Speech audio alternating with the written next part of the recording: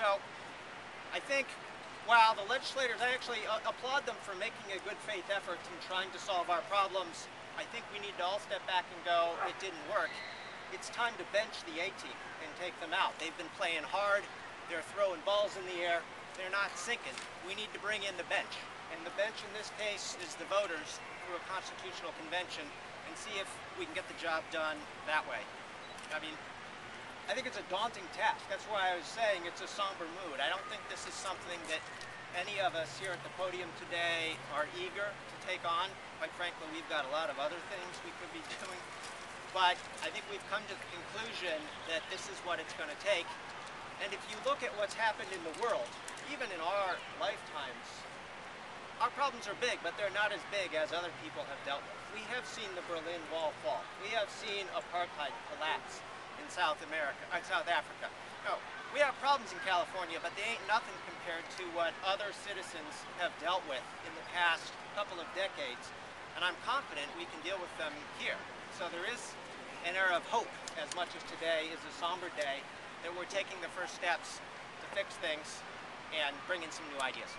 Thank you.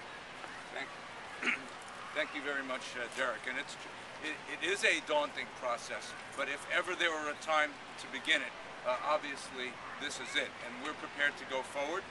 Derek is right. It is a somber moment in California history, but we absolutely can do this. This is not beyond us. It's only a system, and if the system were working, then everyone should be willing and happy to work within that system. When clearly the system has demonstrated that it's broken down, it's no longer functioning for the people, we're not getting the job done, and we're falling behind, then we know we're in the moment where we have to fix the system. And rather than run away from a problem like that, we should run toward it, and that's what we're prepared to do today. I would like to thank Senator DeSaulnier for coming out of the building at this moment. There's a lot going on behind us, obviously, but he introduced this bill to pull for a constitutional convention months ago. This just didn't happen today, and we want to urge him and his colleagues in the Senate, as well as the members of the Assembly, and I believe they'll be represented here today as well, to push forward within the legislature for a constitutional convention. Only the legislature under the current California Constitution can provide for a constitutional convention with a 2/3 vote of each house, and we're asking Senator DeSaulnier to discuss that today. We have drafted some preliminary language, and it is just a draft, for how a constitutional convention should take place. That is based on input we have received from many, many meetings throughout the state. One of them here in Sacramento a couple of months ago, attended by 400 people. A lot of good ideas, but more ideas to come. So there's nothing set in stone, but we wanted to provide the legislature with some guide points we've had from the input we've received from a lot of very, very smart people and very concerned people around California who have a lot of good sense of history, of how this has been done in other places, and who bring goodwill to the process. So let me introduce a very good friend and a very, very competent, forward-thinking legislator, Mark DeSaulnier. And I want to give you this, Mark, and tell you to read it carefully, consider it, and then do everything that we say. Well, those last comments were a big improvement over the previous ones. I guess I'm one of the old bums. And I thought I was going to be the only bum, but I would like to acknowledge that we've been joined by other members of the Assembly, and I want to acknowledge Allison Huber, who's wisely decided to stay in the crowd. Let me say that since Jim quoted Jefferson, Jefferson once said that a little revolution in America in the future when the nation was being founded would be a good thing. And although this crowd doesn't look like a group of revolutionaries, I think, in fact, we are. There are a number of things actually happening within inside the building that are attempting to deal with this. Some of them I think are incremental and half measures in my view. I think the time for incrementalism and half measures are past. It's been past for some time. But this wonderful opportunity, this crisis that we have, actually I think is this sort of moment in history where we could actually change the governance of California. The minority leader in the Assembly, Sam Blakeslee, has introduced a resolution to call for a constitutional convention, and Sam and I have had conversations. I have as well.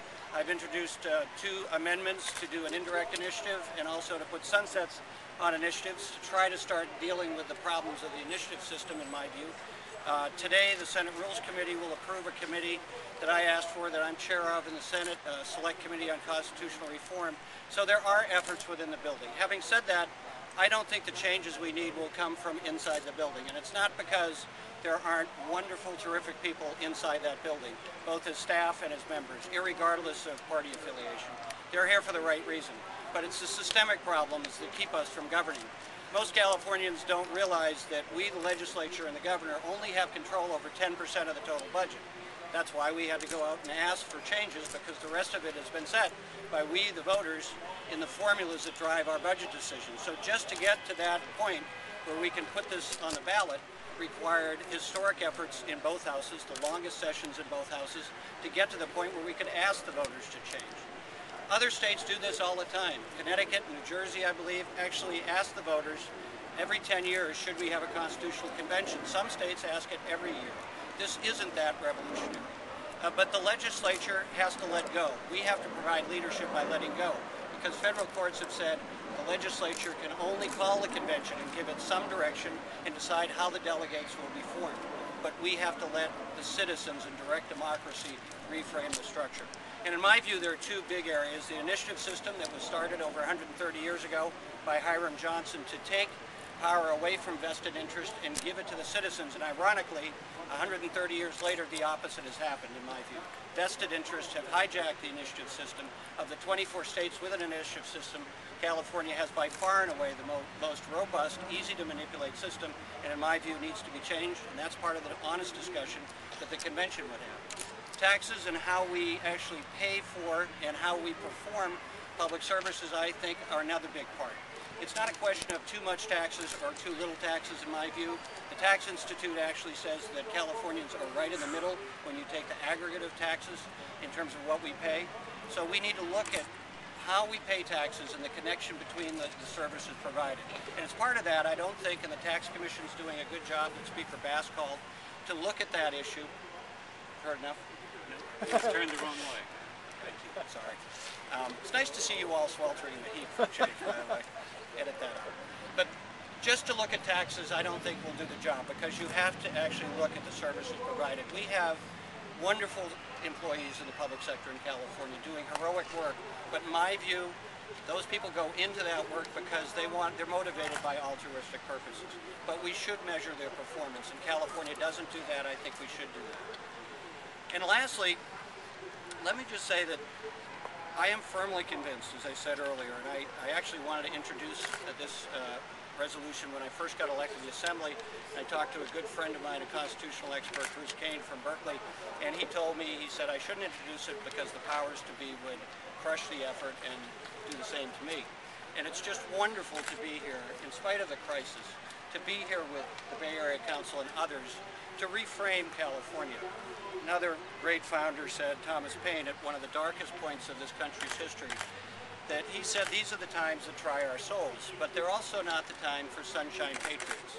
They're times for people of stout of heart. We have this incredible opportunity to reframe California, to literally change how we govern. Paine knew the historic opportunity when he said we have it within our power to make the world anew. And I think that's what we're about here in California today, all of us here. That we want to make California anew because we know it doesn't work. And it's not because of the people who are engaged in the system, it's the structure of governance. This Constitution was passed when there were 1 million people in the state of California. It's been amended 500 times, more than any other state's Constitution. It's time for a wholesale look, and it's time for the California legislature to demonstrate its leadership by letting the voters lead us. Thank you very much. Thank you, Jim. Thank you. Thank you very much. Could not agree more. I want to introduce to you a member of the California State Assembly. He's from Riverside County. Mark is from the Democratic Party. Brian Nestande, representing Riverside in the Assembly, is from the Republican Party. I'd like to ask him to come up and make some comments about the Constitutional Convention. Brian Nestande. Thank you, Jim. And I've been here 6 months now, and I've come to the conclusion that the institution here is stuck, and we're simply not capable of making the changes that I believe California deserves and is absolutely necessary. So I applaud the Bay Area Council for urging the legislature to act